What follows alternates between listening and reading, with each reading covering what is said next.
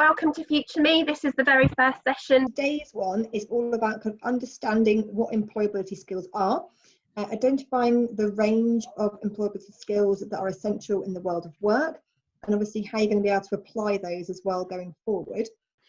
We are also going to hopefully let you understand how the world of work is changing. So we have got 5 really interesting, rather exciting employers who are going to be live online talking to us.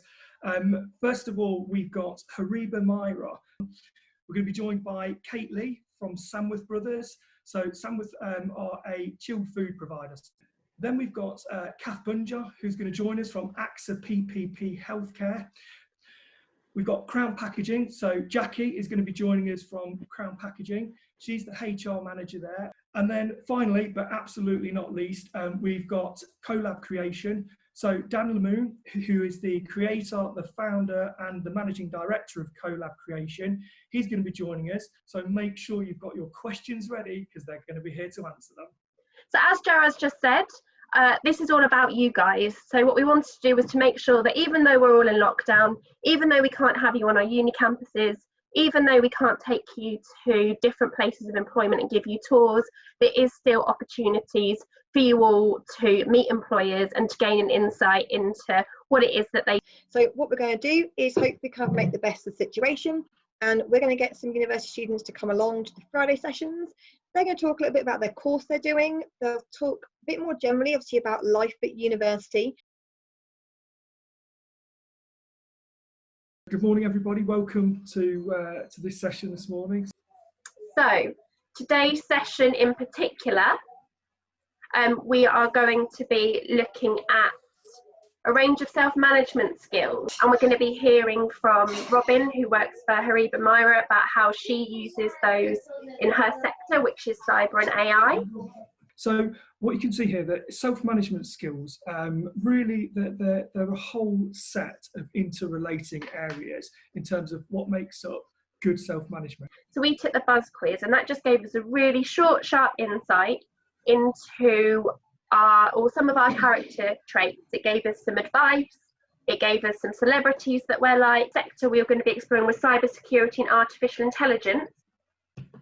According to USA Today, how many autonomous cars will be sold annually by 2040? This one's multiple choice. So in the chat now, do you think it's 33 million sold per year, 10 million sold per year, or 20 million sold per year? And the answer actually is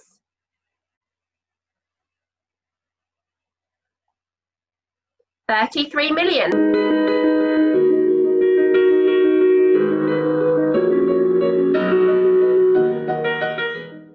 I'm Robin. I'm a graduate engineer at Hariba Myra. As my bio says, I studied at University of East Anglia. I've got a Master of Maths. And yes, I currently work in the Connected Autonomous Vehicles department, and it's called a network guided vehicle. So as setting up the car, and what it's going to do, it's going to drive around the track with no one on the steering wheel and no one on the pedal. So this sort of thing will hopefully be used in the future as a taxi service, or like, as that quiz said, a delivery service for Amazon. And listening to Robin's given us a really good insight into how these are really, really relevant and useful for us in the world of work and in our future careers. We are going to start looking at qualification routes as well. So obviously, I think there are a lot of questions on Tuesday about how you actually get into certain careers. So there's a really kind of clear template which kind of shows you what we mean by each of those levels.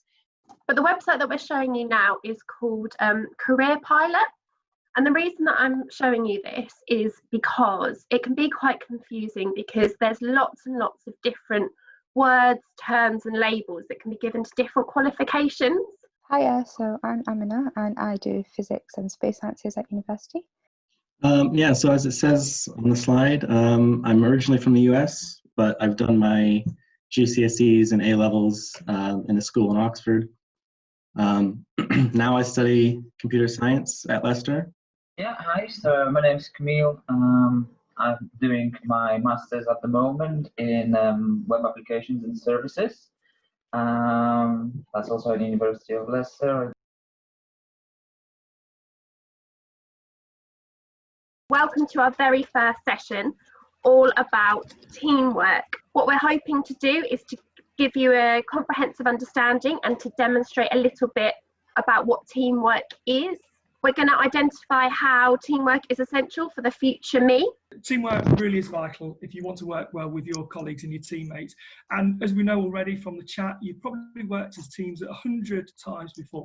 The better you work with others, the more successful your team will be in achieving its goal. We are now going to start to introduce our guest employer. So yeah, we're really pleased and grateful to have Jackie Stratton with us today. So I am a HR manager, so human resources, if you don't know what the acronym means. And I work for a large manufacturing company. We're based in Braunston and we make tin cans. So if you can see this, it's like a Coca-Cola can, a Pepsi can. So we make food and beverage cans on our site. We are a global player. So as Gerard has said, you can start working in Braunston but can end up anywhere in the world. Okay, so we decorate metal packaging for Coca-Cola, Pepsi, Tango, Sunkist, supermarket own brands. We are part of the manufacturing world, and teamwork and communication is the most important thing. And actually people are a company's best asset. As you all know, every single week our employer guests will be setting you a different challenge. There's £25 Amazon voucher up for grabs, and you'll also get £500 worth of resources or equipment for your school as well. Welcome everybody to our second session of our week. So this is actually our second week, and this week we've been exploring teamwork. And you'll also have had an opportunity to speak to our lovely students, Sam and Maria, and found out more about their experiences at university, a bit more about their course content and how that's relevant to the real world jobs that they hope to go into. But this week, our winner of our employer challenge was Sophie. So congratulations, Sophie. So you've won a £25 Amazon voucher for yourself, and also £500 worth of IT equipment or resources for your school. And I really like how that came across. I also like your design as well. It was quite eye-catching. I like the little crown you've done as well, kind of very fitting with what we're talking about. So I think overall it was very eye-catching. I think you had really good information. I really liked how you made it about you and kind of obviously what you will get out of it and how it's going to help you as well. So we looked at advanced manufacturing and engineering, and we sort of said that actually if you take a look around your room wherever you are at the moment, everything that you can see, touch and feel has gone through a manufacturing and an engineering process. So as I said, this video is just to give you a little bit of an insight into how you might approach and get into a career in manufacturing. Have you ever thought about a career in manufacturing? The sector employs over 66,000 people across Leicester and Leicestershire, and there are a huge number of roles available. We've come to JJ Churchill's, an advanced manufacturing company, to find out more about the roles available, the qualifications you need, and the money you could expect to earn while you work here. Well, we've been in the business of gas turbine blades for 81 years, so right from the dawn of the jet age. And one of the things that goes alongside having the best technologies is absolutely having the best people. 50% of our exports are manufactured goods, and 2.6 million people are employed across the UK in manufacturing. Internet of Things, additive manufacturing, augmented reality, all of these things make a career in manufacturing incredibly exciting and varied area to consider. And quite often we take on youngsters who have struggled at school. Exams haven't really suited them, but they're not stupid. It's just a different way of learning. They've learned on the job with their hands, and their careers have really taken off by doing an apprenticeship. Just to highlight that there's loads and loads of opportunities, broad ranges of opportunities locally, so across the Leicester and Leicestershire, Rutland area. So in terms of obviously getting to that point, you've got two main routes. So you've got your academic route, which is kind of what Maria alluded to before, which is where you do your A-levels. Normally it's quite a broad range of subjects. You pick things that are going to be linked in to the course you're doing. So in this case, it was things like maths, it was things like physics, maybe even design. You've also got the more technical route, which is where you do these new T-levels or apprenticeships, and that's a little bit more hands-on.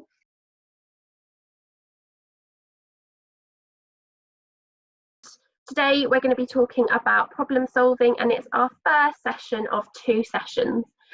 And the highlight, or what I'm sure will be the highlight of today's session, is going to be meeting Kath, who works for AXA PPP Healthcare. And you're going to have loads of time at the end of this session to ask Kath questions about her role, about the sector that she works in, which is business, finance and professional services. So before we get started, I've left the chat open, and so I was just going to ask you all to give me your thoughts on what problem solving skills are.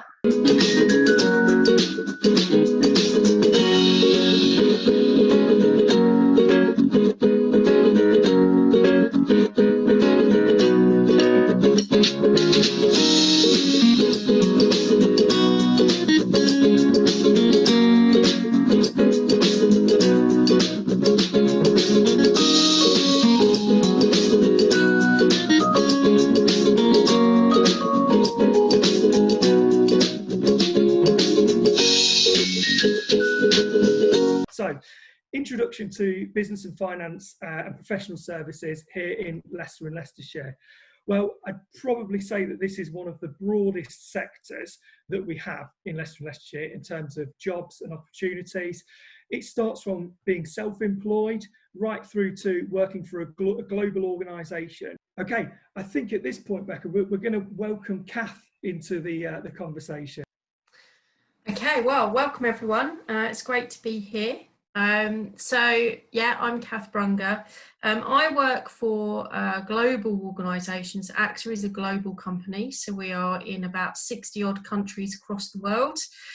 And my role now looks at AXA UK and Ireland. So I'm looking at all of the operating companies, which is about 27 offices across the UK. So CSR is a bit of a mouthful, but it stands for corporate social responsibility. And essentially, this is just how good a neighbour are we in our world. And this is really important to businesses and also really important now to people who are buying from us. Problem solving, my goodness, is completely close to my day-to-day life, really. I think if I haven't solved half a dozen problems in a day, it's a slow day for me. That's just kind of how it works. And at the moment, we've got one big almighty problem that we are all dealing with as a nation, and businesses all around the country are having to deal with getting their businesses safe for people to work in. We've had to have people working from home. We've got a question from Raka. What's your favourite thing about working for the company?